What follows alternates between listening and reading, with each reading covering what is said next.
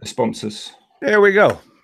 Oh, well, apparently we're now live. Thanks for letting us know, Chris. Hello. Good morning, good afternoon, good evening, good night, good times, whatever time it is, and wherever you're listening. Joined with me this week, Mr. Chris Cute. How you doing, guys? Jamie Page. Hello. And because Joe's feeling a little bit under the weather this week, apparently, although I suspect he's probably got a hot date, we've got Chad in to help steer this train wreck on course. Sorry, Chad, how you getting on? All right, Amia.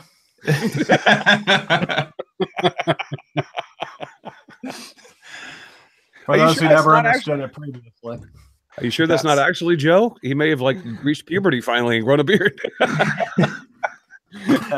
Definitely a lot better looking than Joe is. Right, well that's me. I've got no idea what's going on now. So this week's Don't mean to host it. You probably do a better job, actually, to be fair. This week's shout outs and thank yous very quickly go to Jim Dockrell, Carol Kolonowski over at KK Mick, Cross with Ellen, Norbury 53, and Andrew McQuillan. Also, a big shout out to all the live listeners this week and to anyone who's been getting in touch via our Facebook group, across the website, and on all those other good places, because genuinely, we do like that. Don't forget you can listen over on SoundCloud and iTunes and all those good places as well. Today's podcast is brought to you in part by Yorkshire Grit, the Wood Turners Abrasive Paste, and also, being you're with us, Chad, do you want to introduce yourself and your website and all that? Because you are still giving away one of your awesome mugs. Yeah, thank you, Richard. So most people know me that are watching this because I've been doing this for a while, but it's Mancrafting for those who don't know. You can find me on YouTube, Instagram, Facebook, and I do now have the URL mancrafting.net, or I like to make cups.com. That's a cool website. I think everyone should go there. I like to make cups.com. If you want to know, of course, anything about other sponsors or even be a sponsor potentially, don't forget you can visit our website, makersinternationalpodcast.com/sponsors. I'm not sure if we have a random listener question this week. We'll probably get loads because this is going to be one of our random episodes, I suspect. But Chris, is there something going on with a question that you know Yes. about? Well, because we haven't given away one of Chad's awesome cups this month yet, and since we have Chad with us, I figured we should give away a cup today. And it's to our live audience here. So if you're listening to this podcast on Wednesday or afterwards, sorry, you're not eligible to win it because somebody today is going to win this in the chat. And considering the history of our trivia questions lasting a total of maybe 15 seconds before one of the answers and before somebody gets the answer, we tried to make it difficult this week. So get your thinking caps on, folk. Here comes the question. And this is according to the documentary series on television titled Modern Marvels, okay? So I take no responsibility for the authentication of how correct these answers are, but I'm just going to give you what they say, all right? Here's the question. The question is, when we're going to give you number one, you have to come up with number two and number three. What were the first three power tools introduced to the public for them to go out and purchase? Power tools meaning tools that had a cord that you plugged into an electric outlet, okay? Number one, and I'll give you the history on this because I've got history on all three of them. Number one was the corded drill. Most people probably already knew that one anyway. It was introduced by a company called C&E Fine in German, and it's actually was a German engineering firm back in the day. But Black & Decker came along in 1916 and created the pistol grip drill that we all know and love today. So number one was the power drill. The question that you have to answer and answer correctly in the correct order is what was number two and what was number three to be introduced to the public. And you can Google that all you want, but I guarantee you won't get the correct answer because I've already done this to make sure that it was hard. So the question for you today for a Mancrafting mug, what was the first three power tools ever introduced to the American or international public for them to go out and purchase and own on their own as DIYers? And First, I shall be watching the chat as we go on with the show. I was fully expecting you to say, we've already got a winner. No, there's not a winner. Okay, guys, when you're answering this, the first answer you give, we're going to assume is number 2, and the second answer you give, we're going to assume is the number 3 on your choice. And so far, nobody has gotten either number 1 or number 2 or number 3 correct. Yeah. So Just we're going to throw power tool names out there if in doubt. we'll let that roll. And Jimmy, you're keeping an eye on the chat, right? Yeah, I'll keep an eye on it. Excellent. So, what Someone's got it. God, No way. Hold on. No. Andy Pugh. Andy Pugh. Gee, Hold on. He got the last 2. holy crap! How long did that take? Did that even take 15 seconds? Andy Pugh got router and scroll saw. All right. But Here's hold on. No, he Did got they, it. did they have to guess the first one too? No, well, We gave him the first one. which was Okay. the drill. Sorry. All right, number gotcha. 2. I'll give you the background on this so that people don't think I'm just pulling these answers out of my own rear end. According to the show Modern Marvels, number 2 was the router. It was introduced 3 years after Black & Decker's drill by a gentleman named R.L. Carter. He introduced, so the router was the second power tool that was available to the homeowners of the world. Number 3 was the scroll saw, and it was invented by a gentleman named Herbert Tots in 1923. Tots' company, well, this will be a little, we don't have a prize for it, but if you guys want to answer this question, I'll give you a little side trivia about this. Herbert Tots' company started out of his garage, but it later became known as the company we know today as what? If you want to go ahead and try to figure out who Herbert Tots' garage company ended up becoming, the company is alive and well today. So if you want to take a shot at answering that, go for it. Andy, if you want to message me on Facebook with your address, I'll ship the cup out to you. that was shoot the cup out. Unless, of to course, you. you're going to Maker Central, we'll bring it to you personally. Unless you're coming to make a central, I'll hand it to you personally. You could have it like properly. Chad, you could do like a proper presentation. We could have like a little mini ceremony. And, Like a ribbon yeah. cutting? yeah. Changing of the Yeah. guards, Buckingham Palace. That'd work. We could do something like that then. Nope. Do you? Pete, it wasn't Bosch. It's an American company. I'll give you that.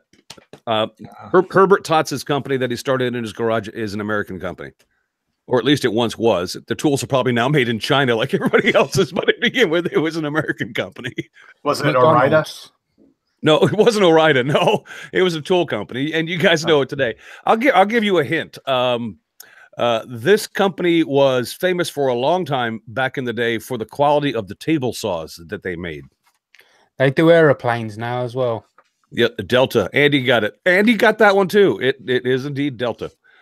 Delta is the inventor of the first scroll saw, courtesy of a gentleman named Herbert Tots.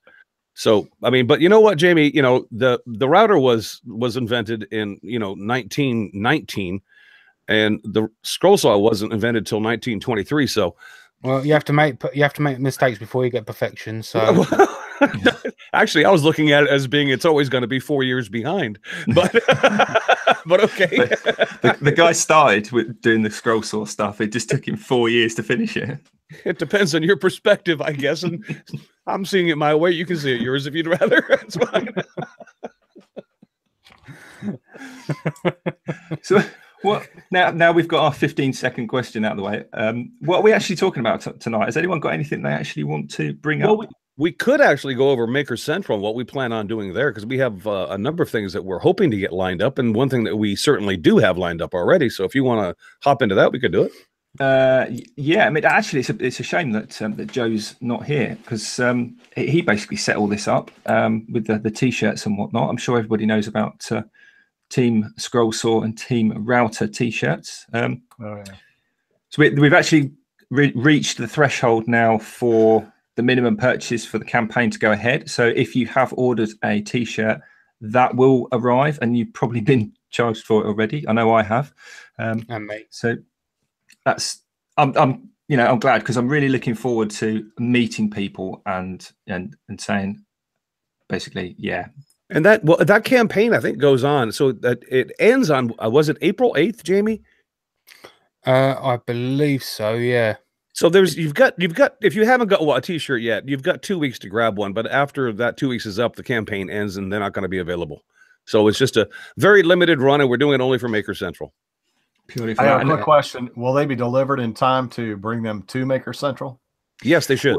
They should. Yeah, that's why we're running it now rather than beforehand. That's why the cutoff is April 8th, and because we don't want to run it longer than that. And then basically what happens is once you've got your T-shirt of say Team Router or Team Scroll, so you come and find one of either me or Richard or Chris or Joe, and we'll give you a ticket or whatever, or you'll pick up some prize or goodie bag or whatever with a product inside of it with reference to said team. Yeah, Like, so if you'll get something to do with the router from Richard and something to do with the scroll saw from me. Bingo. And you'll get scrap wood from me. No, I'll have both. I mean, because this could be really skewed because router bits are worth a lot more than a scroll saw. You'll be surprised. You'll be surprised. I mean, what we've deliberately done, actually, Chad, is I've spoken to a router company here in the UK that I've got connections to. I know Jamie's been. Let's plug them. I mean, let's give the company some love because they're hooking us up. Yeah, absolutely. Well, both companies are also going to be at the show as well. They've both got stands. So I've been talking to Trend Routing in the UK. I know they're also available in the US actually, or to a slightly lesser degree. Yes, they are. So we don't know exactly what they have put up for gifting to people. Basically, what I did is I approached them with the idea and said what we'd like to do. What would you be prepared to give away? And I actually stipulated to them that we did not want lots of high value things.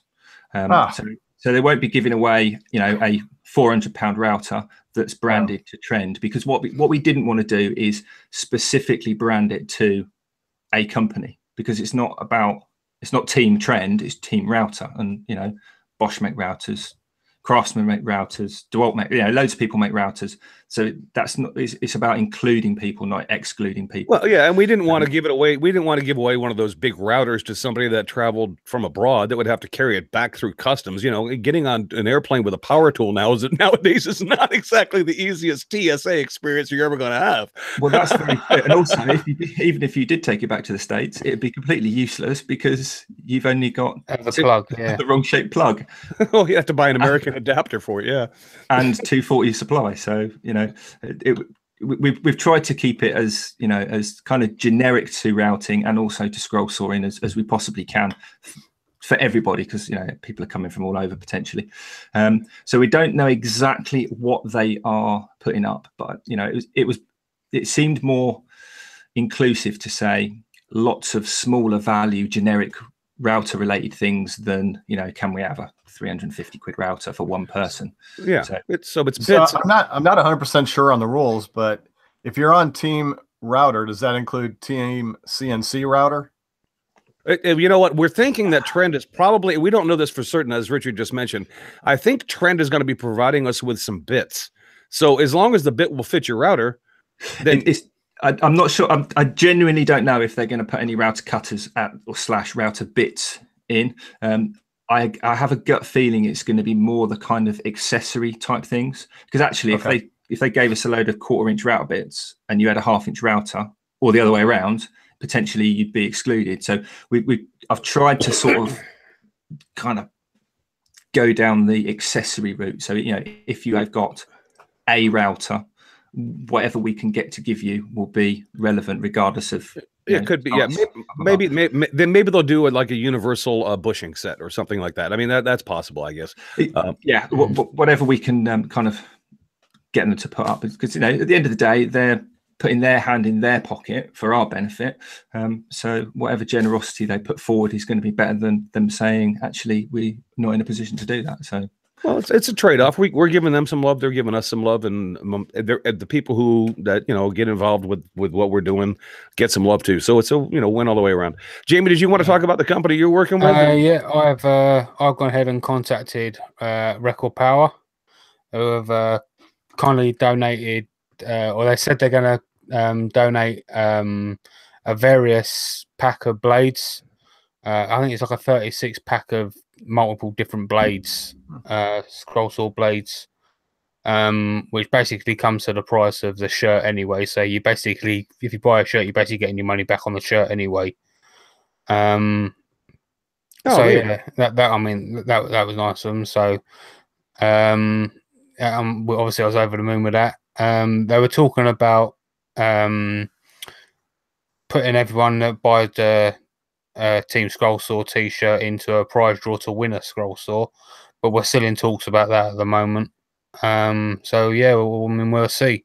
Obviously, I don't think they're going to be able to ship the Scroll Saw to the States. So it'd be kind of limited to the UK only. Again, I don't think anyone in the States would want the Scroll Saw because of the plug situation again.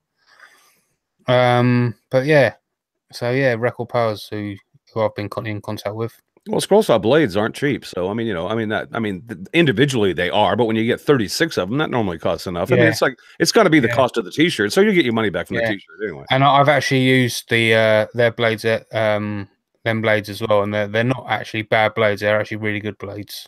Those are pinless blades, right? Those aren't. Yeah, they're pinless blades. Okay. Yeah, Okay. Okay. Yeah, they'd be pinless blades. So I don't know if Joe was still talking to the other company or not.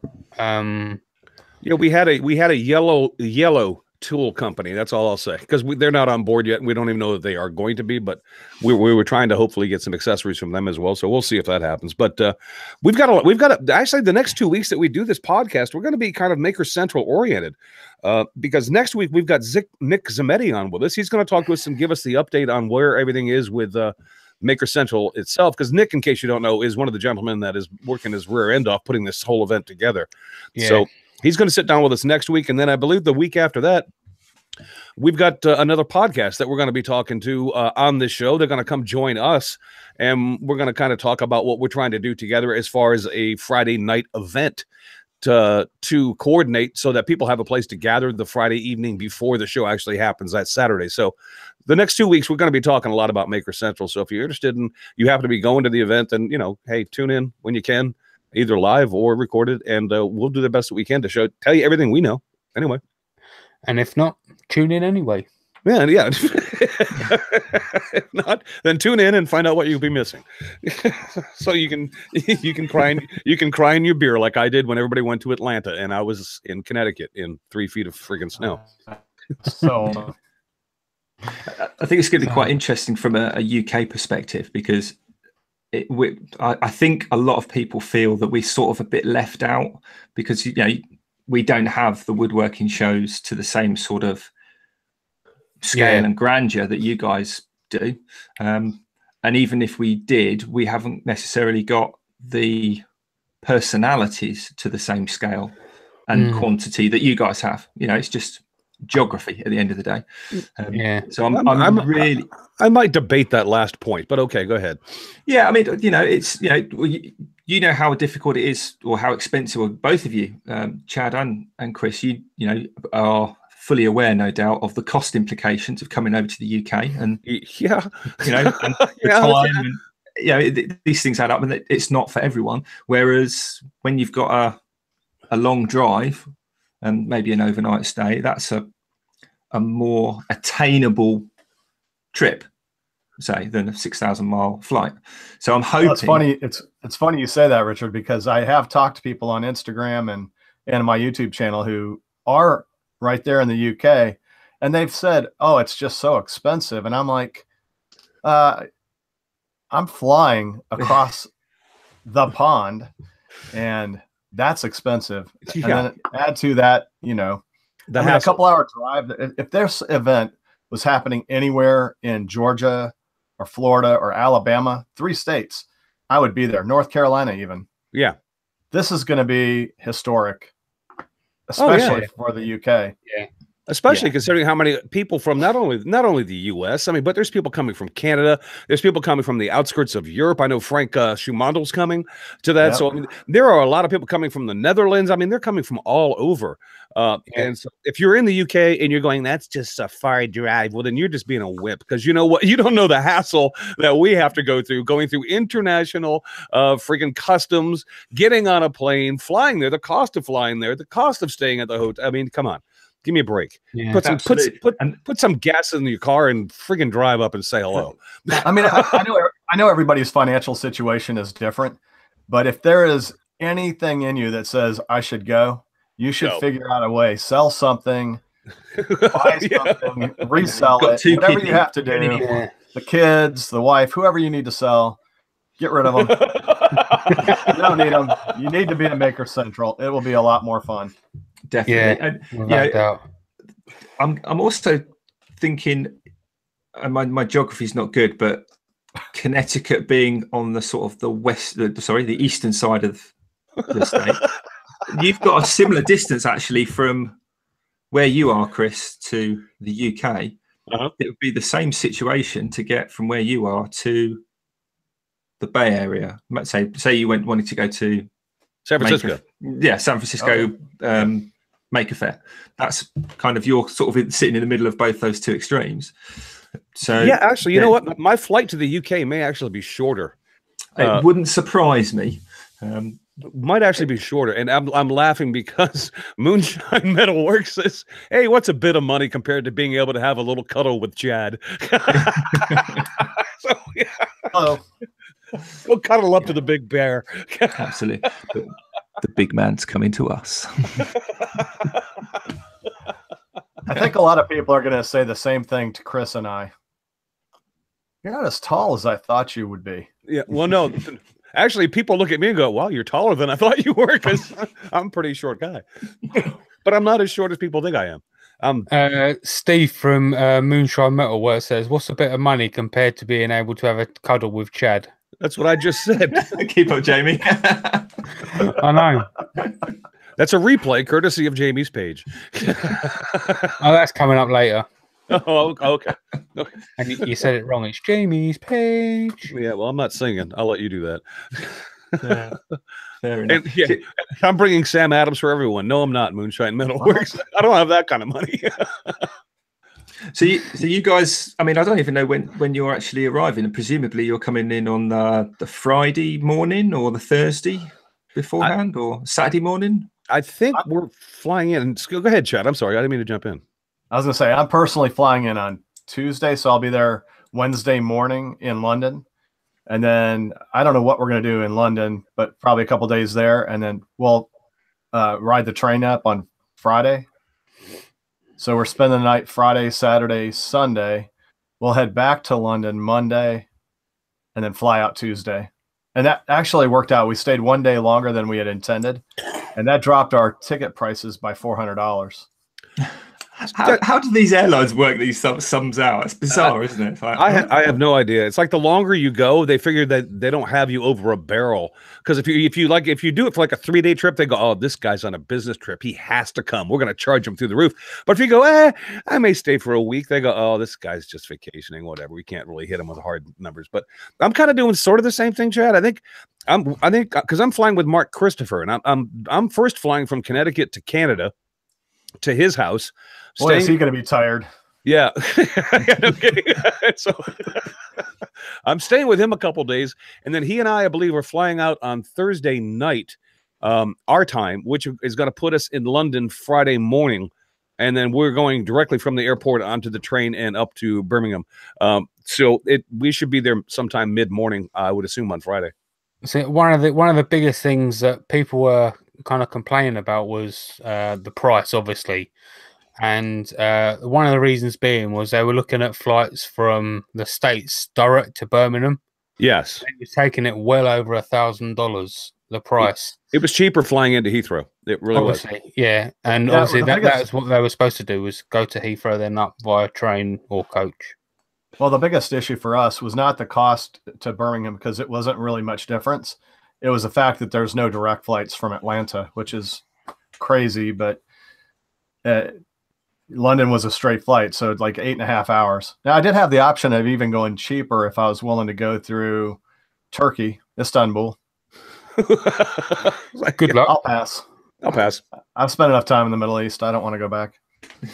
And that's a long flight too. I mean, that's kind of a bit of a detour, don't you think, from Atlanta to Turkey to the UK? It added like back 4 or 5 hours to the flight. So yeah, no. That was, it was like almost adding a full day of travel. What's the first things you're looking forward to the most, like food-wise, when you get over here? Kinder eggs. No, any kind of pub food. If you go to a pub and have some pub food, I mean, the best food I had when I went, and I don't know how it compares to England, but when I was in Ireland, I've been to Ireland twice, and the best food I had in Ireland, I've eaten at a 5-star restaurant, and I ate at a pub, and I had the best food at the pub. I mean, it's like, I want to have some pub food. Well, if Andy Berkey was coming, Tacos. I think he and I would have the same answer. No, bacon. Bacon. Yeah, proper absolutely. bacon. What you've I got gotta to have do, this proper bacon that I've been hearing about for over a year. you've got to stop at like some greasy spoon cafe on Mhm. the M1 or the motorway, not a service station, but just like where all the lorry drivers stop. Right. The really rough, the thing where you think it could kick off at any moment, and I'm going to get stabbed if I drop like my toast or something like that. Where you have to go to the loo as a pack of about 4, if not you're scared for your life, because they're the places that have the best food. And it sounds really bizarre, but there's a reason that the truckers stop there. No, the truckers always know where the good food is. They always do. Exactly. Stay away. Who wants to describe scrumpy to me? Apparently, it'll put hair on your teeth. It's alcohol. What? Yeah, scrumpy cider. Oh, okay. Well, there you go. I Okay, understand why it would put hair on your teeth. Okay. Yeah, definitely. But if you want proper scrumpy, you've got to go to the West Country, which is like completely not where you're going. Apparently, Steve has got us hooked up on that. Nice. Steve Boydell. Mm-mm. No, Moonshine Moonshine. Metalworks. From Fools with Tools. Yes. But isn't he from that part of the world? Where's What? Where are you from, Steve? Is it Bristol, I think, isn't it? I'm just waiting for him to say. No, I think because he's in the chat, isn't he? Yes. Yes. Yeah, so he's listening to me, so he can type a response. Steve, are you from Bristol? I'm not going to tell you. Yes. Yeah, Bristol. Yes, Bristol. Get yourself down the Corrie tap. Thank you. Thank you. We'll have some exhibition. Thank you very much. Well, I'm looking forward to Richard introducing me to what he considers proper beer, because according to Richard, the American beer is piss, and what they drink in England is far better. So I'm willing to let him prove that to me. So I'm looking to have Richard take me. I'd like to know what Richard considers proper beer. Do you know what? Actually, I would. I'd probably. Good time for me to confess that I'm not a massive drinker of alcohol. So you FOS all the time. Yeah. I mean, there's probably no point in me trying to drag it out and blag it any longer, because when we're out at Maker Central, I won't be drinking heavily. You love a glass of rosé. I'll probably a glass of rosé with a pinky out. How are you? I've probably drunk more wine this year than I have anything else, to be honest, and even that's not a lot. But no, like proper beers, like not lager, because whenever I've been to the States previously, we've always had lager, and that would have been like, is it Miller's? And no, that's I guess Miller is kind of a lager, but Miller's. They say it's a lager, but it's not really a heavy-bodied lager. It's more of a pilsner, because Budweiser is a pilsner. Yeah, so things like Bud and Miller, and what's the other one? Is it Coolers? Yeah, well, you can't judge one because they just like, well, what was provided off the back of a Humvee, as like a dozen slabs, and just drink this. No, you need to get into those are the good old days. Yeah, you need to get into the craft beer scene. If you want some good beer, the craft beer scene, at least, and in America, is where all the flavor and all the taste goes. And if you really want to get a good beer, from what I understand, I've never been. I'm taking this from my older brother who was in the military, and he was stationed there for a while. Is if you want to get good beer, go to Belgium, because those boys apparently know how to brew some beer. I was like, wow, okay. I quite like Amstel. That's Belgian, but I don't drink much. Do I need to bring you one of these? Oh, that wouldn't suck. Yeah. Oh, yeah, that would not suck. Double wall insulated stemless wine glass. Right, we need to talk after the show, because Kat has been badgering me for a hippie noodle. Oh, that looks awesome. That's a little sneak preview of what might be coming. Do you know what? If you're if you're listening to the audio version of this, you need to get yourself on YouTube because that looks absolutely awesome. Yeah, you need to go back 3 days ago and watch us live. Yeah, because Joe might edit that out, mightn't he? Yeah, well, he might. Well, another reason to get to Make Essential. Yeah, so I have had a limited experience with to get back to the booze thing. Like the small sort of breweries, the kind of independent, they don't do well. The sort of place you can just rock up and buy a keg and disappear off. Where you go straight to the brewery rather than to the pub and get it by the glass. Mm-hmm. And there's a place, assuming it's still there, near where my folks live. So you never know. Steve Twidell was out in the chat, and a couple others have mentioned the same thing, and I happen to be in 100% agreement with them. When it comes down to it, and you want to ask me what my favorite beer to drink actually is, there's no better beer in my book, personally, than Guinness Stout. If you're gonna have a beer, then have a Guinness. I mean, I'm telling you that is the. I don't want to swear because Joe will edit me out, but that is that's the shizzle, my nizzle. I'm sorry. You know what? Speaking of Steve Twidell and Guinness, Steve Twidell single-handedly drunk the Guinness from the blooming Hilton in Coventry at UKIS last year. Did he really? Yeah. Way to go, Steve. And then got up, and I think he went to bed at about 5 o'clock in the morning. At 9 o'clock in the morning, he was up and turning, doing a demo. It wasn't meant to be an off-center turning, but that's how it turned out. It was actually an off-center turner. That's what I mean. That's where he first came up with the banana. Completely by accident. It was supposed to be a new handle for his gouge, but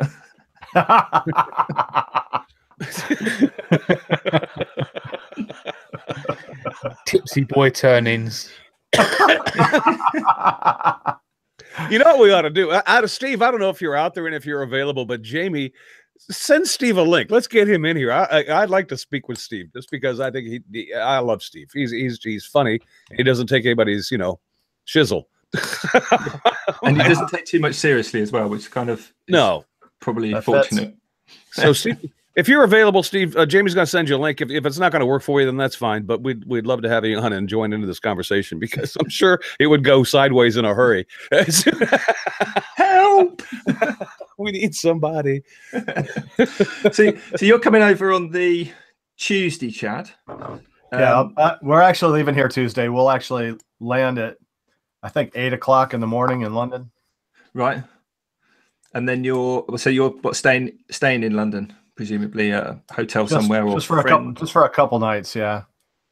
Have you got anything planned in terms of like meets and greets, or are you just going to keep your head down and go to the show? No, I would really love to meet people all the way up to the show. I'd love to see any shops that people have. I'm going to be documenting the entire trip, so the more content and B-roll that I have, the better. In addition to the fact that I just like to meet people that I've talked to or seen online or interacted with. So I've never been to the UK, and it's been on my I'm not joking about this. It's been a real bucket list of mine since I was a kid. It's like before I died, I was going to go to England. And my number one was Ireland, because that's where my family kind of sort of hails from. But I mean, I do have roots in England as well. But I am, and Richard knows this, and I think Jamie probably is aware of it too. I'm a huge World War II buff, history buff. And so much went on in England during World War II. There are so many places I want to go see. I mean, include Bletchley Park. I mean, there are so many historic areas that involve that conflict that are based in England that I would love to go visit that I'm just not going to have time for. We get done with Maker Central. We're staying there like you, Chad. We're spending the night on Sunday as well after the show. And then Monday, I believe we're driving back down to London, and we're going to be spending 4 or 5 days actually in London. So we have a chance to go out and do some things from that area, but I'm going to be limited to, short day trips kind of thing. So, and I don't know. The thing is, everything is accessible by the underground train. So if you get yourself what's called an Oyster card and just keep topping it up, this is easy as anything. I think they're about £5 or something like that to buy the Oyster card, and you just keep topping it up, and it's easier than getting a ticket. All right, well, hey, PSA, because this was a question I had. Maybe anybody else who's going over there, maybe even Chad would like to know this. What is a good amount of poundage to have on you when you're going to be spending a week in England and you're on vacation? Like, let me ask you this question, and it's the important one. If I'm going to just hop into a local pub and order up a pint of whatever I feel like, what is that going to cost me? You're probably looking about £4 a pint. Okay, so I need at least 400 pounds. All right. Per day. How are you going to carry all that? 400 pounds. I know. I'm just trying to figure out how much money I need to convert from US to English. I mean, to the English pound, and so that I know that I have a proper amount of money on me, and I'm not doing too much, but I'm not doing too little, to where I'm on the streets begging for, and selling pencils. So I'm trying to figure out what would be a proper amount. When you came to the U.S., Jamie, how much money did you bring with you? I think I had about $800 or something like that. Which is probably in the neighborhood of what? $600. 600 pounds? Something like that, maybe? About that, yeah. Okay. That seems reasonable. I don't know what the exchange rate is. That didn't even cover his tattoo. No. I mean, we're not completely back in the medieval times. I mean, if you've got contactless, because you in the States you use contactless is everywhere over here. But if you've got Apple Pay or Android Pay or contactless on your credit card and things like that, then you can use all that, and that tends to be a lot easier than because we don't have the put your card in and sign anymore.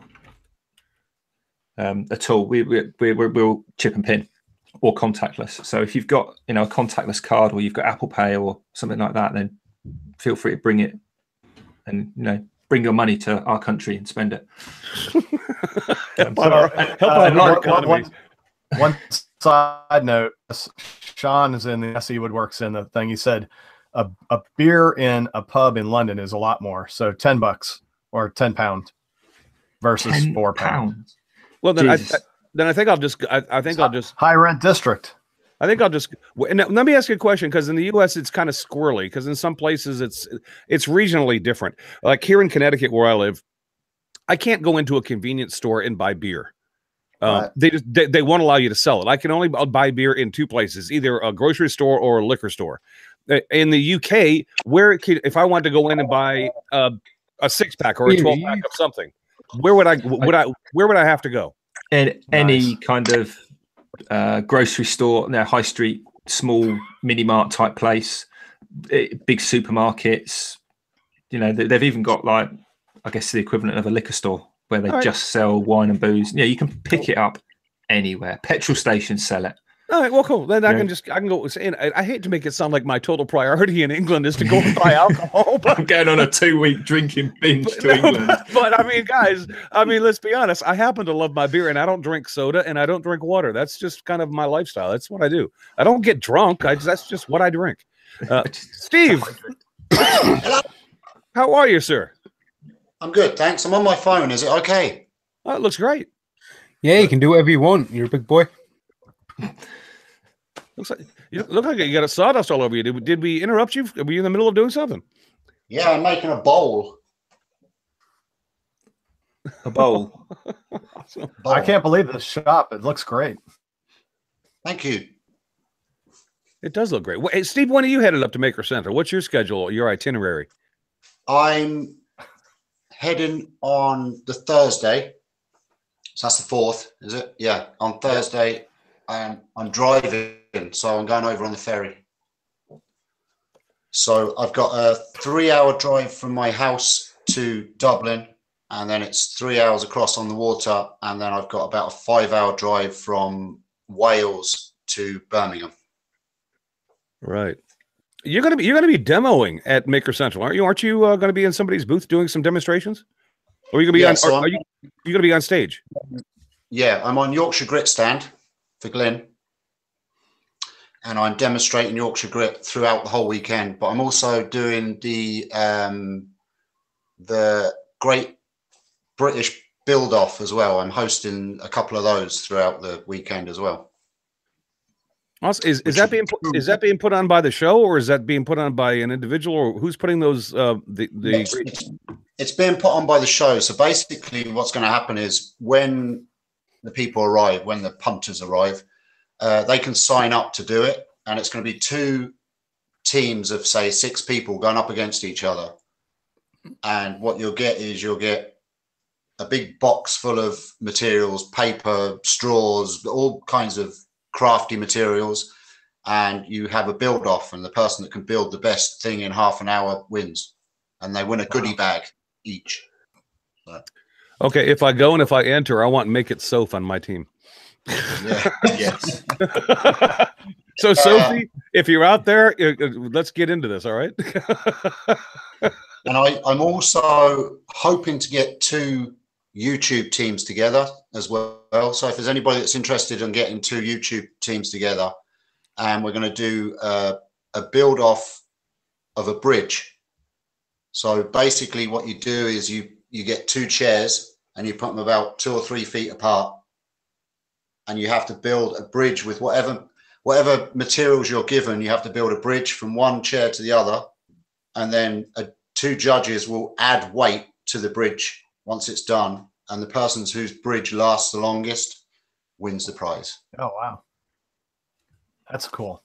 Yeah, I mean, I don't know who's coming up with these ideas, but whoever's doing like the is that, yeah, but you're not organising the show, so somebody, that's a great idea. I'm not trying to take that away from you, Steve. But it's everything collectively. There's so much going on. It just blows my mind because everything you think, I think I've got it sort of worked out what's happening at this show, and then someone goes, but we've also got this.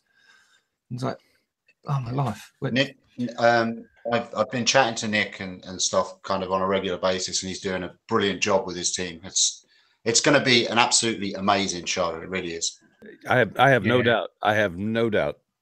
It was great when we first had Nick on here, and when he had first introduced Maker Central, which was, how long ago was that, guys? That was like right after the Atlanta Woodworking show. Yeah, it was. And he was on with us, and he goes, you know what? I looked around, and Atlanta was great, but then I thought to myself, we could do this better. And I went, you know what? If anybody can, this guy can, and he will. And it's like, you know what? And he has, apparently. This is going to, and I'm not going to, because I love the Atlanta Woodworking event just because, and I don't go there for the show, really. I go there for the people, to hang out and be, with people that I haven't met or make new friends, things of that nature. But this event is going to be outrageous. It's going to be crazy to see the international amount of people that are going to be in one place from different countries. It's going to be fantastic.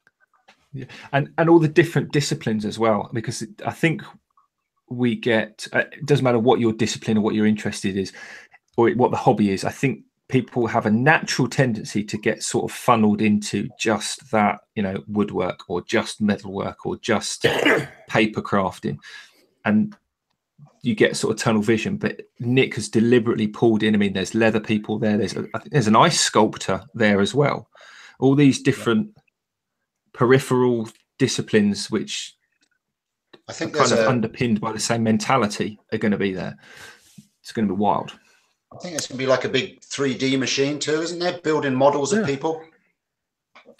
Really? It's more of, how would I describe it to somebody in the States who's been to one of these? It's more of a Maker Fair.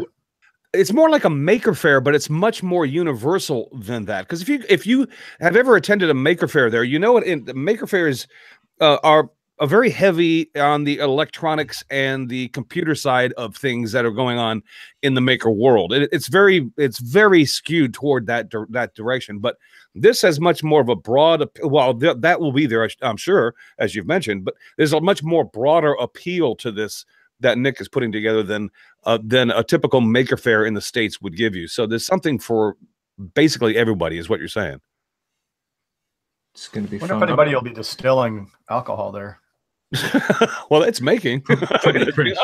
Is Sterling going? Yeah, somebody would just pick me up and put me in a pot in a kettle and boil me and go, "We're distilling him." Because that's the closest thing we got. Oh, we've lost. I hope we haven't offended. Yeah, I think Steve. his internet's probably dropped. Pay your phone bill. I'm hoping. I'm hoping Mr. Hackstrack's going to turn up with a tattoo machine, because I've told him that he's got to personally tattoo his logo on my leg. Oh goodness! Oh my life.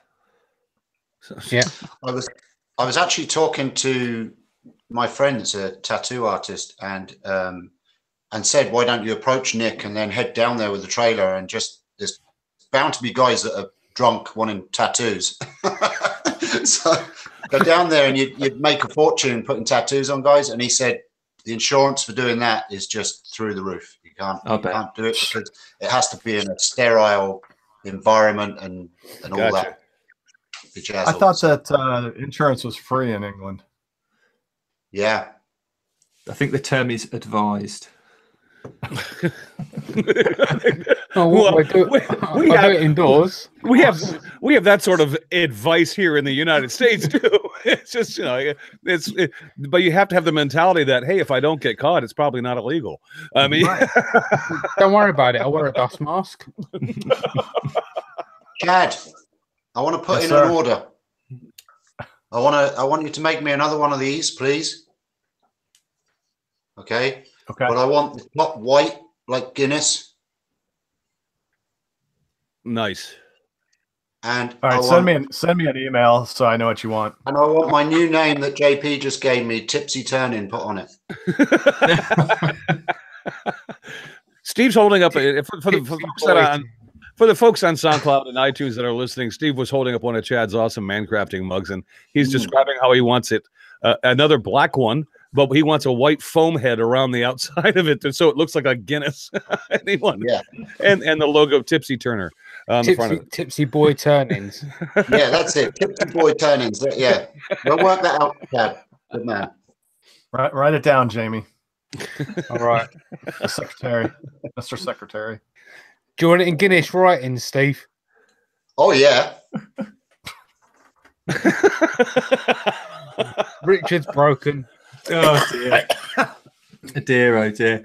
So, have we got anything planned for have we done anything about planning Friday night before Maker Central? We've talked about it, and we're looking to. We've talked about it, Richard. We're looking to find.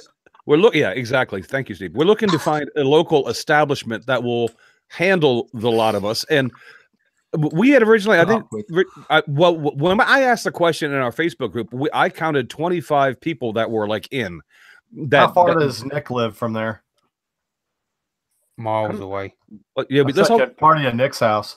Let's all go to Nick's. Yeah, no, I don't think he'd appreciate that. Joel Crawford had it at his house. Well, I know, but as long as we all get a go in the night 2000. I can't make any promises. Well, what we're trying to do, Chad, is find a local establishment that can host us that won't require us to drive, because I got a funny feeling some people won't be able to drive by the time the event is over. So it would be best to be within at least walking distance or at least Uber communication. There's a lot of us spending money at that hotel. Do they have a ballroom that they'd loan us for the night? I don't know. That's always worth asking, actually. That's a good idea. That's not a bad idea. We could always live up the road. We could always buy one keg for Steve, and then the rest of us could share whatever's left over. One. Don't they do them bars that you can hire out as well?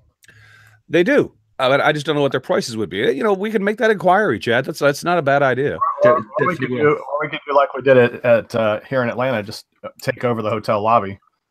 Usually, you get loud enough that anybody else leaves. That's going to happen one way or another anyway. Actually, because I believe our plan is, Jamie, Richard, correct me if I'm wrong, it's somewhere on Sunday evening after the show is actually over, because right now is what time in the UK? It's like what? It's 9, 10, nearly 10:30. 10:30 at night. So the show is going to be long over with. We're going to be doing our this podcast live from the hotel lobby that Sunday evening after the show is concluded. So yeah, we're hoping to train crash. Well, that's the executive plan at the moment. Whether we can actually pull it off or not is the next question. So So, how far is Walsall from Birmingham, from the hotel? Not far. Oh, Walsall. It's not that far. I mean, I consider Walsall to be Birmingham, and we're in Birmingham, so it's there. Oh, okay. But I thought it was in Poland. All we need is a big field and a beer tent. You know what? I think Steve's right. And somebody there to fry fish or something so we can have something to eat while we drink. I agree. Yeah, it's the other side of Birmingham, actually. So Don't they have those cool double-decker buses? We can just take one of those everywhere. We need to find a Fire in waffle London. house at 2:00 in the morning as well. Well, we're going to want to provide food on Friday night, I think. So if we can go to an establishment that has food and drink for, anybody, because not everybody drinks alcohol. I mean, look at Richard; he's a freaking teetotaler. So we might as well accommodate those people as well, Richard. I don't know. We're looking into it, but we're trying to work with, like I mentioned earlier, we're trying to work with another podcast so that we can kind of co-sponsor the thing. And What podcast would that be, by chance? Why? Is it Okay. a top secret? No, it's not. And they've confirmed that they want to do the show with us because we want to do a show with them in 2 weeks. But we just haven't nailed down the fact that we're going to be doing this together. But I'll tell you who we're talking to if that's it. But I don't want to put any pressure on those guys because if they don't want to freaking do it, they don't have to. I mean, there's no harm, no foul. We're going to do something Friday night, whether they help us out or not. It's the Fools with Tools guys. Right. So the only reason I asked is because Steve brought it up in the chat earlier.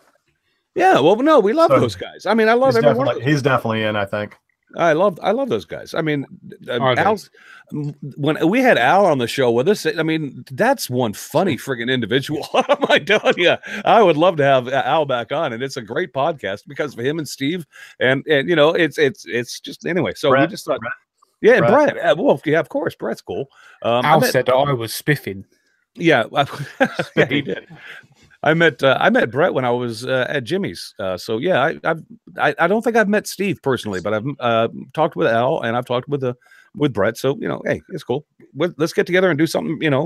This is the community we share. I'm not trying to become the #1 podcast and beat the Fools with Tools guys. Let's work together on this thing and put something together for the community if we can. So I've been binge listening to Fools with Tools actually the last few days, and hopefully. Al had mentioned to Steve about the whole scouts and making with scouts and stuff like that, but I suspect he probably hasn't. So awesome. we need to get him on, see if I can chat to him about that, because no doubt Al's forgotten. Yeah, well, Steve says he wants to do it. So awesome. That's great. That's great. So we're going to try to coordinate something, and we haven't even sat down with each other and talked about this yet. But we're going to try to put something together on Friday night so people have a place that are getting there early before the show, so we can all get together on the Friday night beforehand. It would just be fun. And presumably other nights as well, because they'll be, I think they're going to be just sort of made up on the spot, though, aren't they? The Saturday night. Well, the Sunday night. Nick may want to put something together for the Saturday night because Saturday night is obviously going to be the bigger event out of all the events that go on that weekend as far as after show parties. Because a lot of people are probably going to be taking off, like especially folks based in UK will be leaving sometime in the early afternoon, on Sunday, and they're just going to be going bye-bye and go back home. So, but Saturday, there's going to be everybody who's going to the show is going to be there by Saturday, most likely. So I'd imagine Saturday night would be the big show. And Nick may want to have that night reserved for something he plans on doing. So let's leave that for him. We'll just do, the pre. Let's make it up as we go along. Yeah, exactly. You all staying in the Hilton? Yes. Yeah. Okay. No. Hopefully we don't get thrown out. I'm actually traveling up there with Steve as well. You're going up with Steve? Yeah, Tyrell. So, so you're in Broadstairs? Yeah, I'm meeting him in Luton. Okay. I'm driving from Wales to Luton, picking up JP, and then driving back to Birmingham because that's the kind of guy I am. I was just about to say that is an absolutely batshit crazy route, and totally not the way to. No wonder it's 5 hours from Wales. Whatever.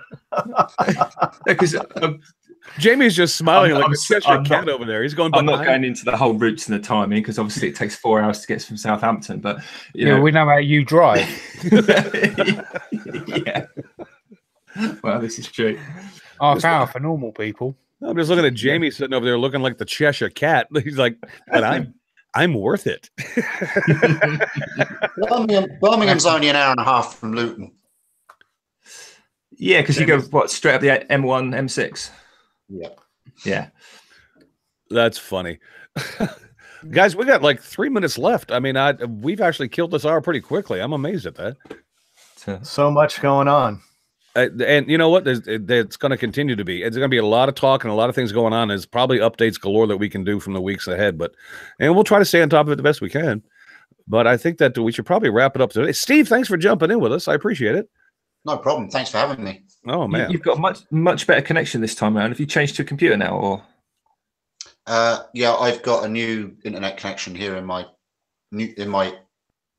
Workshop. big workshop. This isn't the shed. This is the cottage workshop. So, ooh, proper cottage industry now. Because before, when you were on your phone, I wasn't sure whether it was my connection or yours, but it was a little bit jittery. That was all. But, no, it's all been. I've managed to get it all upgraded, so I can connect the phone to the Wi-Fi and everything here. So it's all good. He's big time. Absolutely, I was going to say big time YouTuber now. Yep. Yeah, right. Sponsored everything. Yeah. Is that a little tiara you're wearing, or is it just a small crown? I'm a lucky boy. Let's just put it that way. Well deserved, very well deserved, I have to say. So, what are you actually working on currently? Because I keep seeing photographs of just tools. I'll give you a sneak preview. Hold on a second. Look at this little bowl. Is that? Oh, this tripod's seen better days. I can see it. That bowl? Yeah. Yeah. So I put it off centered, so I'm putting some detail on the side. Nice. Nice. Ah. Why do you have an inflatable doll in the background? Well, doesn't everybody? To ask. Doesn't everybody know? Is it unisex, or I'm just curious? No, just sex.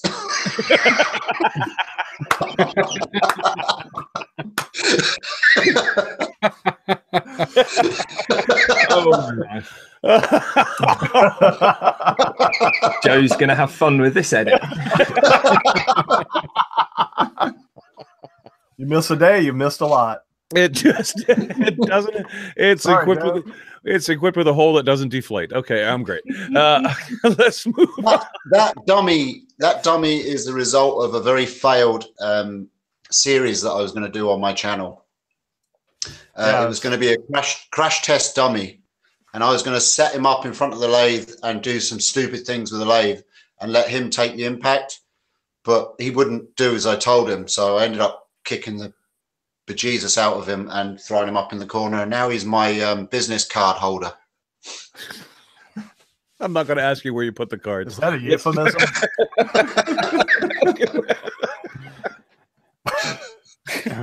Oh my. Chad, what about you, man? Let's see. I just finished up a big job for potentially Maker Central. Got that shipped out last week, and let's see. I got a couple of other big laser jobs. I'm actually meeting with a friend of mine to go over some Fusion 360 for a video. I'm in the process of doing a collab with Pat Lapp. So I got emails and texts coming in like crazy this weekend. It's been a busy weekend. Nothing wrong with being busy. Absolutely. I mean, I was just going to say the same thing. I just got a quick question. Is this where we shout out whatever channel or? Well, we're probably going to forego the shout outs for today, only because we have to have time for Jamie's page. How was that? All right, well, since we're not doing shout outs, I'll just mention that I am on episode 17 of the Making Time podcast, which should come out this week. Awesome. Cool. Mhm. Jamie, balls in your court. Okay, it's Jamie's page. And on Jamie's page this week, there is a challenge going on. It's over on the a channel called Lemongrass Picker, all one word. And over there, they've got something going on called the Lemongrass Build Off 2018. So if you want to go over there and partake, the rules are as follows. Rule number 1, nails have to be the primary joinery method. Glue is allowed. Only joints allowed are dados and lap joints. Anything involving dovetails or any other kind is not allowed. Use any kind of wood that you want. Your project must include a single drawer. And number 6, make whatever you want and be creative. And the deadline for this is April 28th, 2018. And international entries are welcome. Awesome. Oh no. That could go in a lot of different directions. Awesome challenge. Cool. So and they're giving us some pretty good prizes as well. And that's the YouTube channel called Lemongrass Picker, all one word, right? Yeah, Lemongrass Picker. All right, Lemongrass Picker. There you go. And there you have it. I like the way they sort of kept it fairly simple in terms of technicality rather than a simple idea. If that makes sense, it's got to be nailed together. Is essentially the thing that's literally anyone can do that. I like that. That's a good idea. I love it. All right. Well, I guess that's going to do it. I mean, next week, look forward to Nick Zametti. We're going to have him on. We're going to talk about what he wants to announce regarding Maker Central. We'll get into what he's up to and what Charlie the Maker's doing too, I assume. But that should be a fun week. That should be a fun show. Yeah, definitely.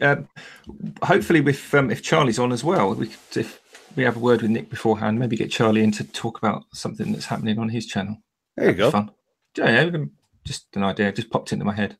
I'll let it pop out again now. You're so clever. Not really. Not even slightly. I think it's probably the answer. You're just going to need to lie down now. I will. I would definitely need to lie down. So not clever, just a record. Excellent. So Jamie's going to make sure that the competition is down in the show notes, description, and all those other places.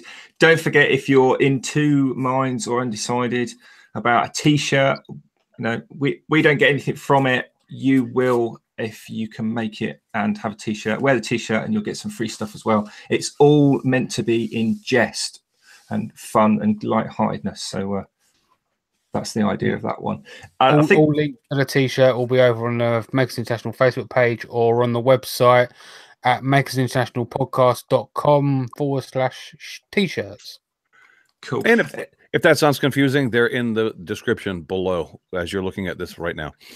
Yeah, it has to be simple, otherwise we wouldn't be able to remember it. So if nothing else, it would be on the website. Jamie, actually, while I think about it, have you got something to mention about the stickers? Have you still got the link where people can get a discount on stickers? I can get it. Yeah, I'll post it over on the Facebook page. Basically, what's happened is we've got a link for people that can get £20 off at the checkout price for their stickers. So if you're going to Maker Central, then you can pick up a £20 off your checkout price for the stickers.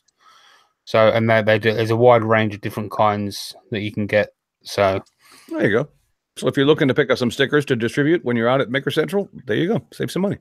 Yeah, I got mine through them actually, and they are really nice. They're really nice. So yeah, I can vouch for those.